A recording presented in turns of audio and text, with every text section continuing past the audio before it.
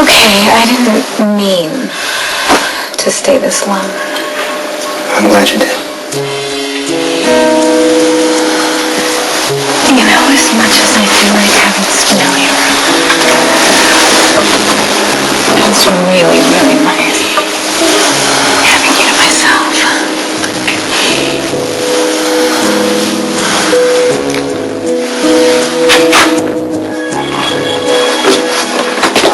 Perhaps we should allow Stone Cold his privacy?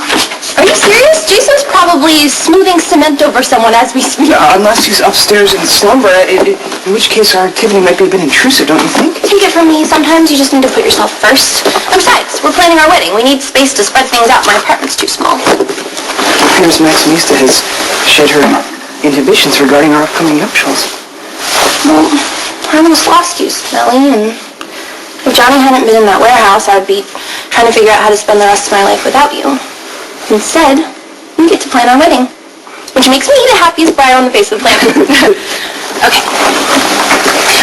On the way. All for attending our meeting on such short notice.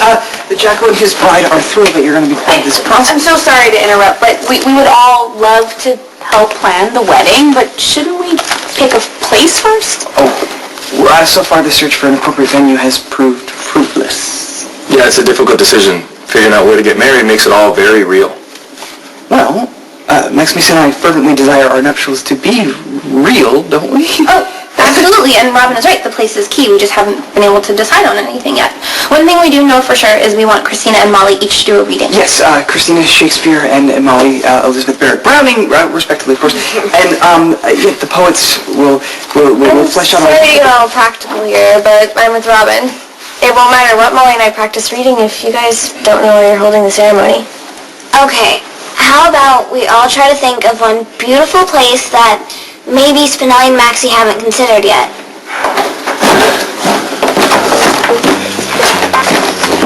Go back upstairs. Greetings.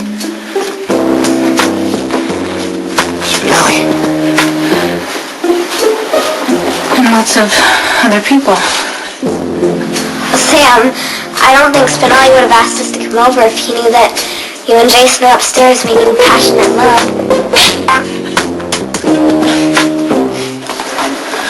What Jason and I were doing upstairs is private. Well, I know, but Jason didn't have a shirt on, and you're in the same clothes that you wore yesterday. Sam just said it was private.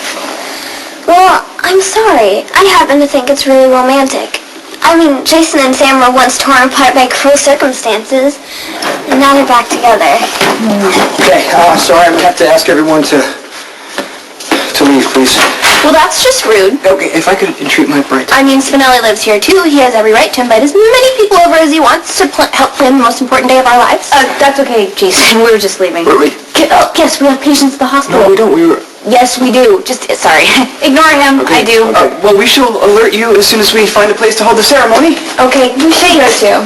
We've got to practice our poetry readings just in case they actually find a place to hold the wedding. Okay, but first, I need to speak to Jason. Privately. So interesting that you and I have such a discernible daughter of our own in the not-so-distant future. Sit down.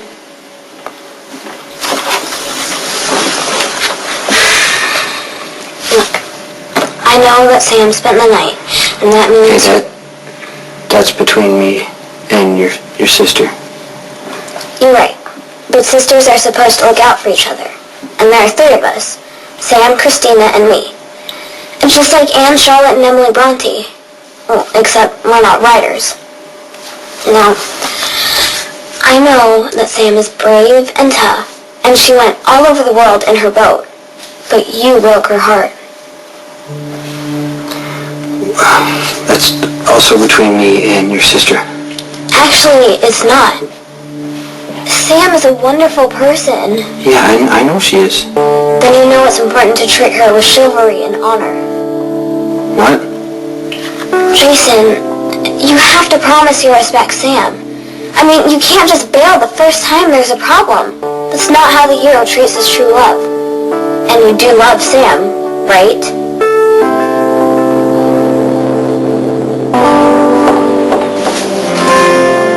care about Sam.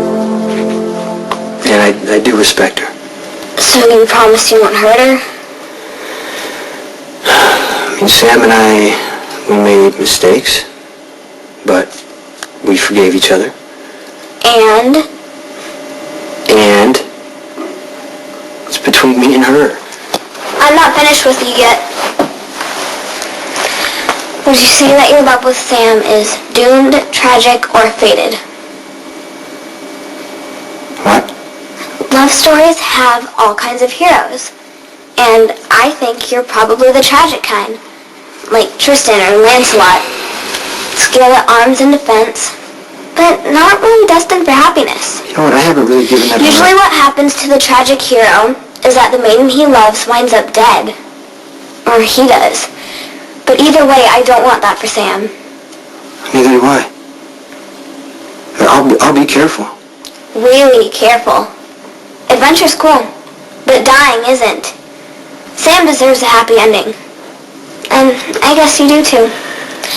So, now... Can I go back upstairs? I guess. Thank you for your time.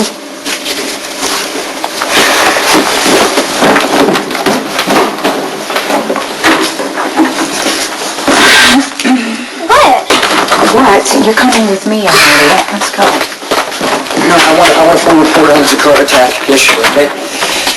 With all due respect, would Stoker please suspend his business tete-a-tete and focus on the union marital event? Bernie, just put a rush on that right now. Thanks. Okay, now, first of all, what happened this morning does not happen again. You can have people over, but ask me first. There were 100 people in here. Okay, the check was duly chastened. Yeah, I'm sure Maxie put you... No, I take full responsibility. Okay. I gotta go. No. With the wedding day so precipitously close, I cannot budge until my mentor and best man offers some much-needed moral support. At first, I took exception to the seeming eternity between the day when Maximista agreed to marry me and our actual wedding day, but now, the nuptials seem to have taken on a veritable life of their own and threaten to overwhelm the meaning of our intentions. I'm not exactly sure what you want from me.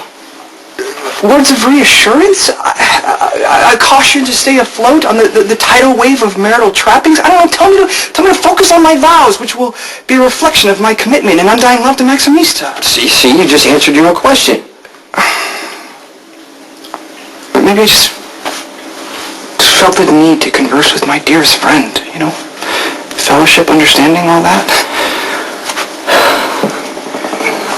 You know I hope this works out the way you want it to.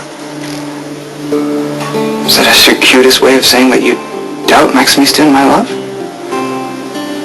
No, I know that you love Maxie.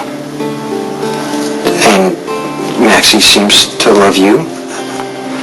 That's less than a ringing endorsement. Do you think I'm making a grievous mistake?